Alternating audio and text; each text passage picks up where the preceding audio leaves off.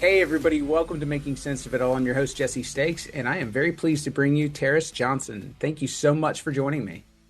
Thank you for having me. I appreciate it. I'm excited. So, I'm really excited to have you here today because I have been trying to get somebody in the professional staffing world to join the show for a while, and Yeah. I was very honored that you took me up on my invitation. I kind of spoiled your thunder there a little bit, but at a high level, tell the audience what you do. I own Spotlight Staffing, so I am a direct hire recruiter, but also an executive recruiter. I don't like to necessarily advertise the executive part because I don't want people to get overwhelmed by that portion. I really like to talk and meet with everybody because I think there's room for everybody. There's a ton of room for everybody just to not be excluded just because they're not an executive. No, 100%. I So think it's yeah, it. I've been in sales my whole career, and I always like this is not to knock anybody or to say somebody is smaller than another, but I've always felt like if you're not hunting squirrels while you're if you're not shooting squirrels while you're hunting for elephants, then you're making a mistake because to me it's yeah, like for your own business and for your own pipeline as far as making sure that you have stuff constantly going on. If you're not taking clients of all shapes and sizes, then to me I think that's a mistake. yes. And we really kind of realized that in the very beginning that we really wanted to focus on the whole enchilada instead of, you know, just one end of it. And it's really brought us a lot of success. We've heard it helps me be a better recruiter, if I'm being honest with you. We hear a lot of the things happening in the workforce. And so being able to really take a look at recruiting from the standpoint of workforce development and understanding how we can create things for the entry level people or mid level people, senior direct, not just executives, it has been really eye opening and it has made me such a better recruiter. No doubt. Well, and I got to imagine, I mean, if you're, it's everything is a waterfall. It's like if you Hmm. have, I mean, if you're talking to executives, I mean, they eventually have to hire those mid-level people and those and their Yeah. entry-level people. So it's one thing feeds the other as well. I got to imagine that it helps you develop far deeper relationships, not only with the executives that you end up recruiting, but also with the business in total, because then you become Mhm. that one-stop shop for somebody rather than them having to go out and seek people at every level. Yeah, exactly. It's incredible to see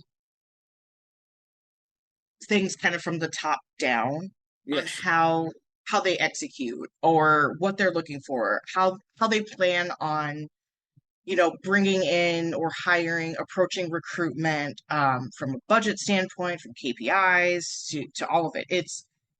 It's incredible to see. And then, on the other side of it, you have those executives. I'm doing an executive roundtable right after this on just leaders wondering how they can get to a healthy point in their recruitment process with less turnover and higher retention. And so we really try to focus on things like that to really just make the company go round. And it's incredible to see both sides of it all and just dive right into it. No doubt. Well, and a very good mentor of mine early in my career once told me that the most expensive thing that an organization has is turnover. Hmm. It's So, it's challenging. Sorry, go 100%. ahead. No, you're fine. No, you're totally good. I'd love to get into a little of your backstory. How in the world did you get into this? How did you end up Yeah. starting Spotlight? Like, what was it? I'd love to hear the journey that you went on to get here. Oh, it's kind of a long, drawn out story, but it's my favorite one to tell. Um, Awesome. During COVID, I leading up to it, I had a previous business. We won't talk about that failed one. Uh, I had a previous business. I'm really passionate about, this is going to sound so stupid, but I'm so passionate about candles. And I made candles, I made air fresheners, I made just all of these things, designed them. It was amazing, but it was very expensive to maintain. Okay. Um, and so I had struggled with what I really wanted to do with a career. During that time, I left my stable medical job and went into construction because I wanted to be able to have that overtime, build up experience, and have just a nice chunk of money in my bank account so that I'm able to pay for that business. Yes. Uh, I loved it. I ended up getting sick with COVID and it kind of ruined my respiratory system at the time. And so I couldn't go back to construction. Understood. So I utilized the temp agency and wasn't just once, it was twice, but each time it was a little different and I didn't necessarily like the way things were going. I didn't like what I was seeing. I didn't like how I felt going the temp route. And Hmm. so during that time, I just remember a lot of my family and friends were coming to me needing help contacting. I have a large network. I don't necessarily utilize it a lot, but a lot of them reached out and say, "Hey, you know this person. Can you reach out to them? I applied for a job and I hadn't heard back." So Okay. I'd be calling these companies and these leaders and going, "Hey, so and so applied. They hadn't heard back. Their background matches up well with your job description."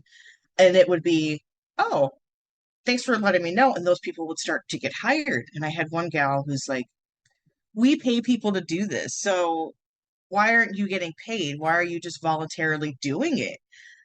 And I kind of just sat there and I was like, "Oh, maybe she's right." So I'm Googling like, okay, if we did this, how much does a recruiter make?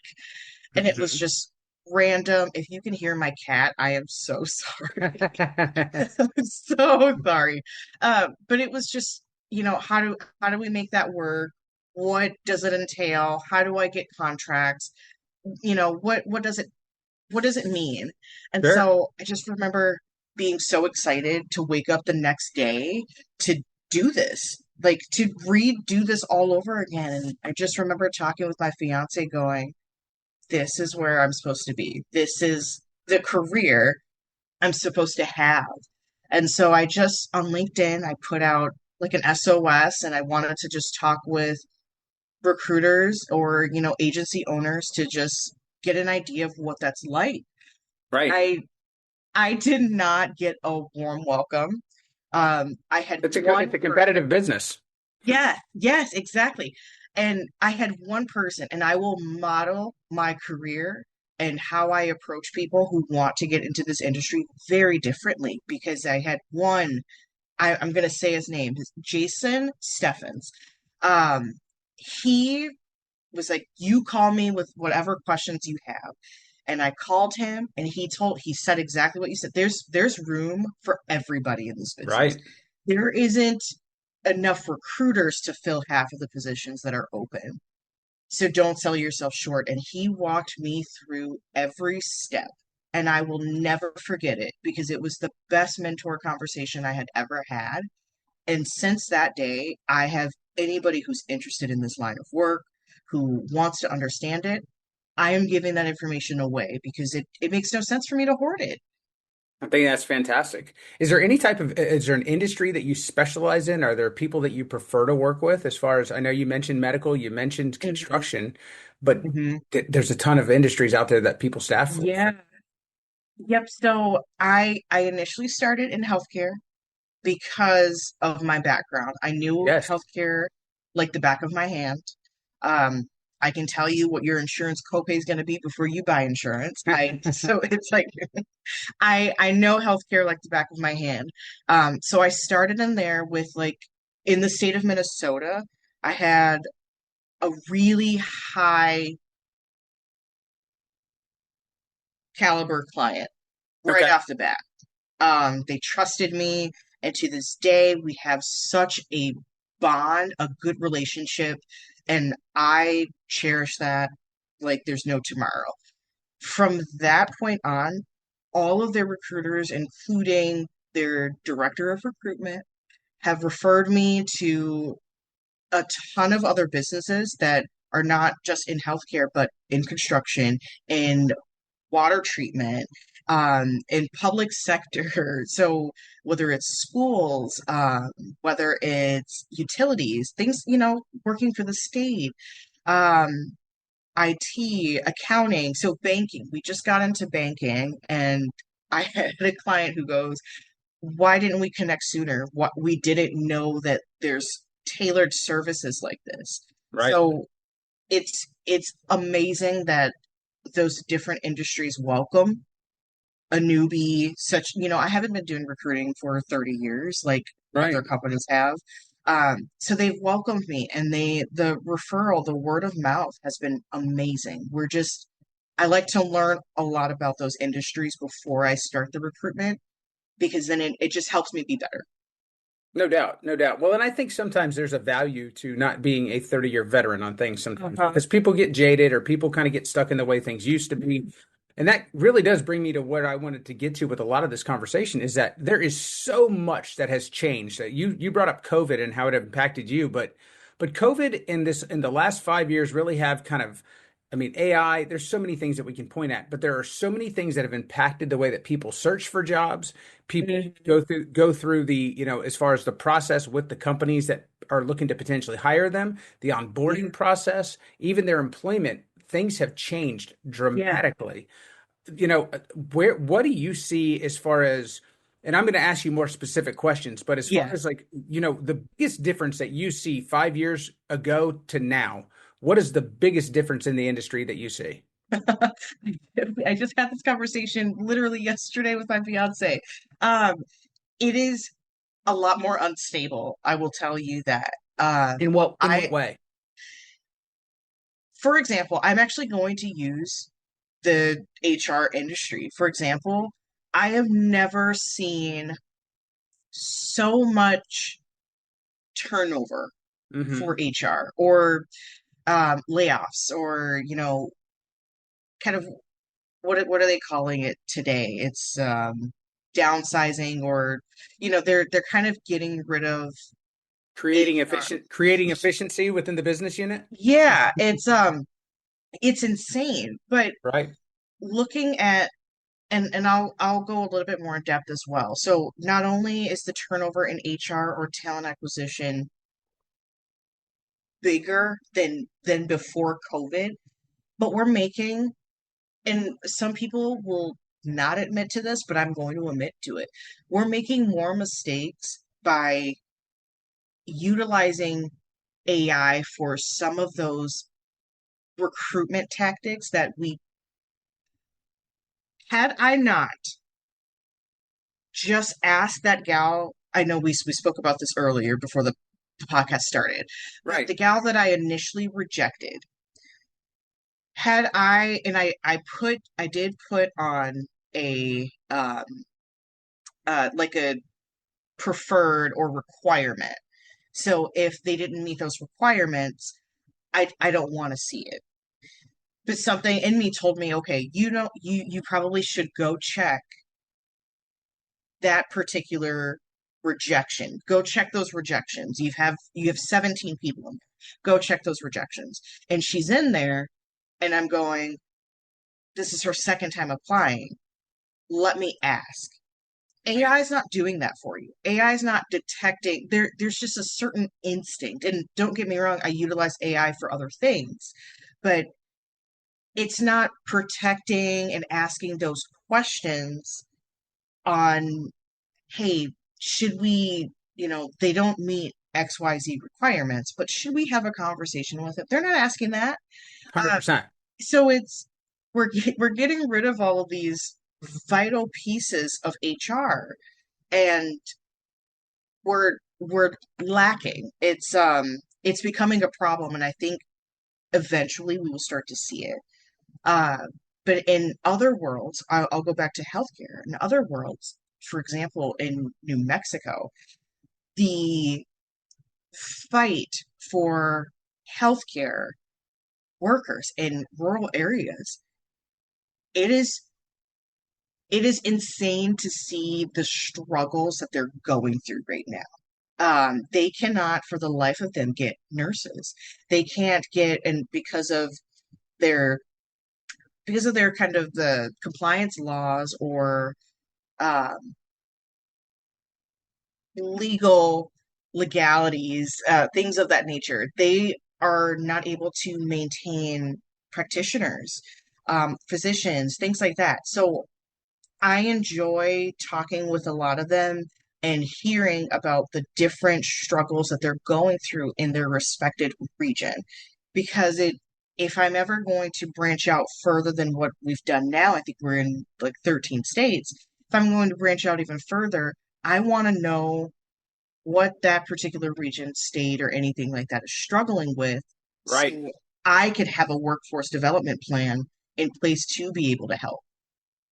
I think that's really well said, and it's very well thought out. And I don't think that it's things that people think about Hmm. just when they're looking for a job in a place or when they're looking for the professional that they work with. Sometimes they hear somebody who says, "Hey, I've got this great opportunity that I'm staffing Uh-huh. for," and they don't really look beyond that for the credentials of the human being that they're working Yeah. with. On the AI piece of thing, I think it's, just to bring the audience up to speed. What the Yeah. conversation that we were having prior to hitting the record button was about a person that had essentially applied for the job. They were automatically kicked out of the talent pool because they didn't meet Hmm. the requirements. You posted the job a second time, they reapplied, and so it was something that caught your eye, but Hmm. but to your point of what you're saying, the actual system or the criteria that the automation that you had installed into this potential, job search, it was kicking this candidate out. Uh-huh. And Lo, don't get lo me and be- wrong. Go ahead. I'm sorry. I was going to say, lo and behold, though, as you told me, this ended up being the absolute best candidate for the job. The most, I mean, fantastic from bottom up. I mean, having a conversation is the way to go. She got hired.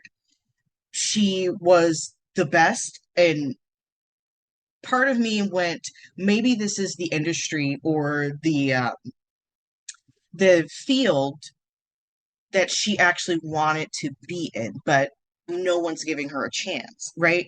And when I talked with her, that was the exact thing she said. She said, I just wanted somebody to actually see that and then give me a chance to explain. And so a teaching moment, then here I go, okay, well, if you wanted that, we have to then tailor our resume or update our resume to show that this is where you're headed. Because Mhm. from the outside looking in, I'm going, you're just applying just to apply. But when you apply twice, that it sparks something in me to start asking more questions. And that's just something that, again, AI is not doing, but it's because of the requirements that I set. 100%. Well, No. like I think this is really important for people to hear because, tools like LinkedIn are now Hmm. starting to install AI features on the Hmm. front side of when people look at jobs or Yep. when a recruiter like sends something and asks somebody if they're interested in something, then it's asking them if they want to tailor their resume with Uh-huh. AI, with LinkedIn's AI. Hmm. Is that actually a good tool, or is it something that, LinkedIn is trying to create a value add for the services that they sell, but Yeah. it's so general. It's people feel like, oh, this is a super easy way to make sure that my resume is tailored, but at the same time, to your point that you're making, if you're not engaging with the actual content that it's creating, and Yes. if AI is just spitting out a document, and if you're not, essentially, measuring twice, cutting once, what this was a saying, is it actually valuable to that end user, or is it something to where now it's just the norm, everybody's got it, Hmm. and you just see a bunch of LinkedIn resumes now going out? I, I feel like I have a, this is why I don't utilize AI for recruitment. I have Sure. a good eye for resumes that are tailored using AI. Okay. I can smell it a mile away. And I don't necessarily not work with those candidates. I kind of go through my verification step. This is something I utilize, and I utilize it a lot because it protects my candidate, but it also really protects my client. I Yes. I pride myself in having a very high retention rate with my clients. My candidates stay because I truly vet them to the best of my abilities to just protect everybody. So when I see that, I go through various steps of verifying, okay, the tailor on your resume, does it match your LinkedIn information? Does it match up well with what your profiles are telling me that you've done in the past? Right. If if it's off by a couple of points, I'm giving this person a call. But if it's off to a point where titles are not even matching up with what you have on LinkedIn, or your socials or anything like that, what you're posting, titles and job descriptions are not matching up, I'm gonna have a conversation and just go, where is this coming from? Give me more details. And usually those candidates never, they don't talk to me because they're going, oh, okay, she probably smelled this. But it's, if you utilize it the correct way, it is very good for candidates, especially if they don't know how to tailor. But if we're using it just to, I don't want to say this in such a harsh way, but if you're utilizing it for, I just need a chance and I've never done this before, but I promise you I can do this. Right. Or it's, we have to go through proper steps to really make sure we're going up the ladder and that you can do this. Let me have a conversation with you and I can show you how to tailor your resume. Let's talk about all the things you've been doing, but Right. let's not utilize it to essentially fabricate your resume. Yeah, and what I'm hearing, and I think it's the same thing that I hear from a lot of people, is that AI is not a replacement for your creativity, Mhm. for your knowledge, and for who you are. You cannot replace AI. You cannot replace yourself with whatever artificial intelligence gives you as an answer. Uh-huh. And it is a tool. Yes. It is a tool the same way that you would use a pen or a hammer or anything in a different profession. Yes. AI right now is a tool to help enhance what you do. It does not replace you. And especially when you are trying to get hired as a human being to go to work for Yes. other human beings and in an organization, they have to know who you are, not Yes. what a program says about you. Yes. And I enjoy the human aspect of recruitment. And unless, if you're not able to articulate some things within your resume, that's okay. I want to see that, because Yes.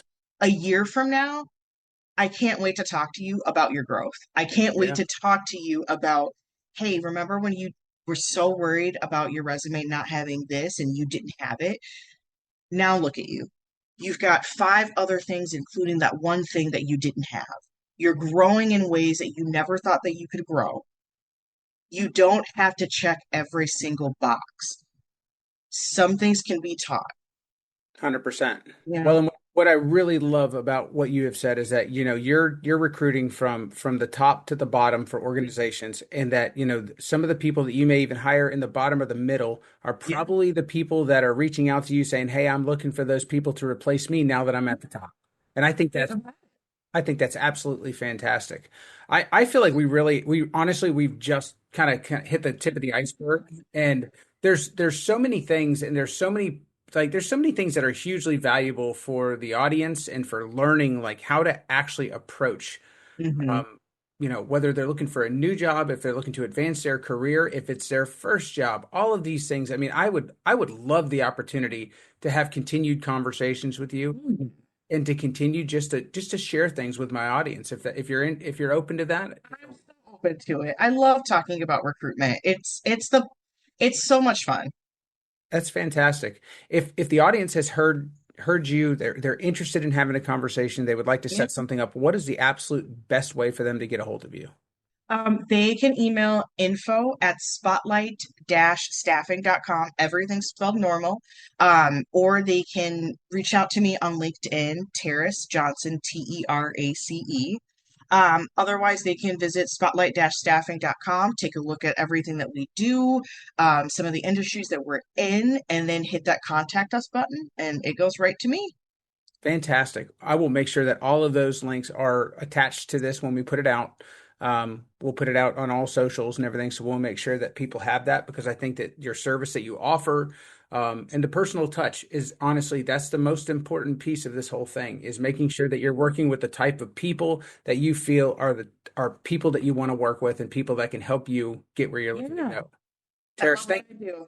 that's fantastic. That's the best thing that you could possibly say. I don't think we could end this any other way. So thank you very much for joining the show, and I look forward to catching you down the road real soon. Thank you so much, Jesse. I appreciate you. I look forward to connecting.